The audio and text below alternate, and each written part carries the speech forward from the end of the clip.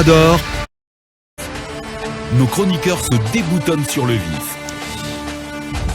Bien, on continue notre tour de chauffe talibé. On s'intéresse cette fois-ci au CNT où une plénière est annoncée pour l'après-midi de ce mercredi. Oui, c'est un communiqué du président du CNT qui en a fait l'annonce et ils sont conviés, le Premier ministre, les présidents des institutions républicaines, les membres du CNRD, les membres du gouvernement, la gouverneur de la ville de Conakry, sauf que justement... Donc tout le banc et l'arrière-banc. Oui, l'arrière-banc donc, de la République convié, sauf que l'objectif, en tout cas, de cette plénière n'a pas été décliné. Le sujet autour duquel la plénière doit se tenir devant un tel parterre n'a pas été précisé. On a essayé de joindre ce matin le président du CNT, Dr Dansa Kourouma, malheureusement en vain. Et donc, mais dans les tuyaux, on le sait, il y a le chronogramme de la transition que le président a annoncé transmettre donc, au CNT pour son examen par le Conseil national de la transition. Est-ce qu'il s'agit justement des travaux d'examen de ce chronogramme avant de parler de son adoption, parce qu'on suppose quand même qu'il va y avoir un minimum de débat, d'échange. Est-ce qu'il s'agit de ça?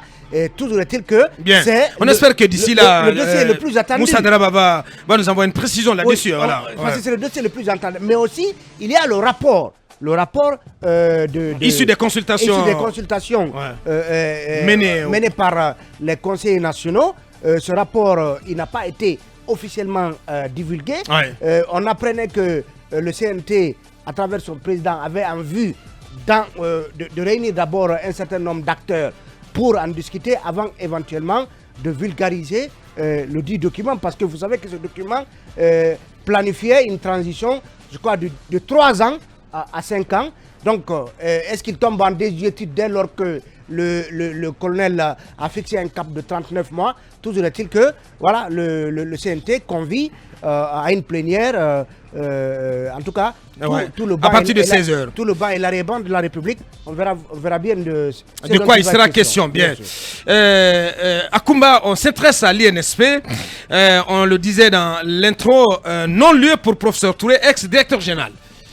Oui, Aboubakar, une source proche du dossier nous a informé comme quoi Monsieur Touré Abdoulaye, le professeur, et Madame Mariama Kolong Diallo de l'INSP ont obtenu une ordonnance de non-lieu.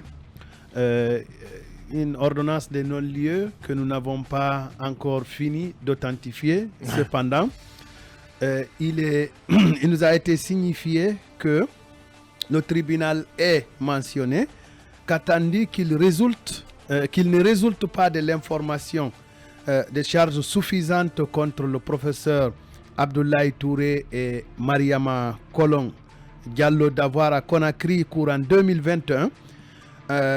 En tout cas, depuis temps non couvert par la prescription extinctive de l'action publique, détourné ou soustrait une somme de 67,5 millions de francs guinéens au préjudice de l'État guinéen, et dans les mêmes circonstances de lieu et de temps, altéré frauduleusement de la vérité de nature à causer un préjudice ou accompli par quelque moyen que ce soit dans un écrit qui a pour objet ou qui peut avoir pour objet, pour effet d'établir la preuve d'un droit ou d'un fait ayant des conséquences juridiques.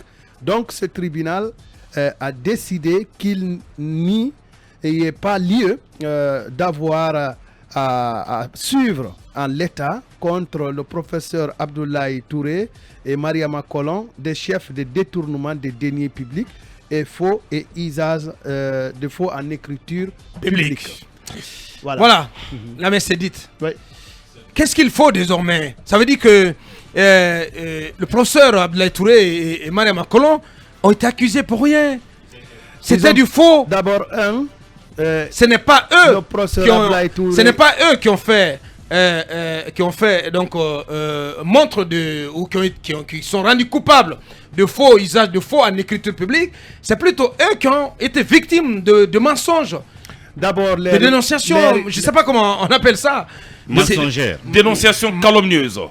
Allez-y, monsieur. Non, Bien, non, je allez-y, Je vous laisse la main. On avait dit Très ici bien. à Kumba, Je vous laisse la main. vous l'aviez dit sur ce plateau, on était même on était en droit de s'interroger sur ces accusations, sur comment ces accusations pouvaient tenir contre un cadre sur qui il n'y avait pas de doute en termes de moralité, de probité, d'intégrité. Je devrais ajouter, monsieur Aboubakar, malgré la mauvaise qualité de ma voix, que le Elle est meilleure à celle d'hier. Ouais, le gouvernement devrait être très attentif, parce qu'aujourd'hui, dès que vous êtes convoqué par la gendarmerie ou accusé par l'agent judiciaire de l'État, c'est que vous êtes limogé. Ouais. L'exemple, monsieur Ablaye Touré, professeur en sa qualité académique, et ses collaborateurs trimballés pour une histoire qui aurait été gérée strictement au niveau de l'agence judiciaire de l'État. Première observation. Deuxième observation, il a perdu son poste, son image a été salie. A été souillée, Combien de temps fera-t-il pour reconquérir l'énergie nécessaire pour être encore à la disposition de la Guinée? Ensuite, prenons Vous parlez de limogeage, si tu permets, parce qu'on l'avait dit ici, que pour des accusations de cette nature, la meilleure façon de sanctionner aurait été de les suspendre tout simplement.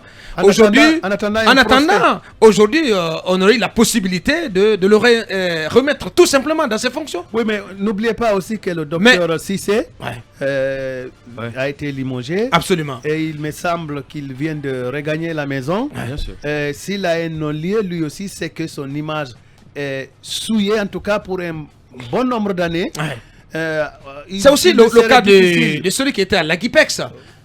Pratiquement tous ceux qui ont été limogés. Beaucoup, ils sont nombreux dans le cas de figure. Boubacar Yassine aussi. C'est la même situation. C'est le même agent judiciaire de l'État qui a saisi le tribunal de Kaloum du cas de Boubacar Yassine, dont on s'est demandé ici. Pour combien? Pour 43, une quarantaine de millions. Je voudrais terminer à Bakar avant de laisser la parole à Mohamed, parce que j'ai envie de rigoler un peu. Bien.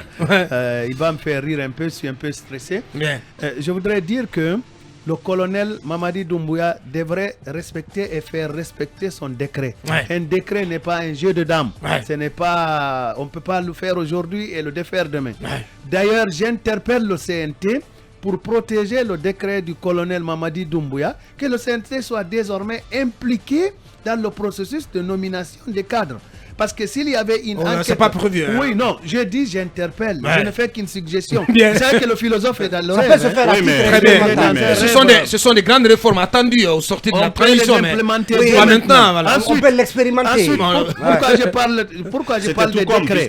Bien. Pourquoi je parle de décret? Parce dans le que truc. j'ai par devers moi des informations comme quoi il y a toute une action ou en tout cas des actions conjuguées pour faire revenir le colonel sur le décret nommant les magistrats à la Cour des comptes. Oh là là. Oui, à la Cour des comptes. Il semble que quelqu'un a dû établir des quotas, des calculs vraiment préjudiciables à l'unité nationale pour dire que il y a une bonne partie de la Guinée qui n'a pas eu sa part au niveau de la Cour des comptes. C'est très dommage. Il faut que le colonel Mamadi Doumbouya résiste à respecter, à faire respecter son décret. Merci. Rappelez-vous quand le président nigérien a fait erreur d'appeler un Guinéen, je ne sais pas si c'est capitaine, c'est qu'on l'a gradé sur place. Bien. C'est un bon plan, je crois. Sauf erreur de ma part. Mohamed Kaba, oui. Non, mais que dire de l'agent judiciaire de l'État encore? Saddam Hussein. Saddam Hussein. Mais, avocat, c'est sans émotion, sans passion. Voilà quelqu'un qui est en train de faire du mal et qui va continuer de faire du mal aux Guinéens. Il a fait du mal à Dr Sakouba Keita. C'est la même situation. Dr Sandy de l'hôpital Sino-Guinéen.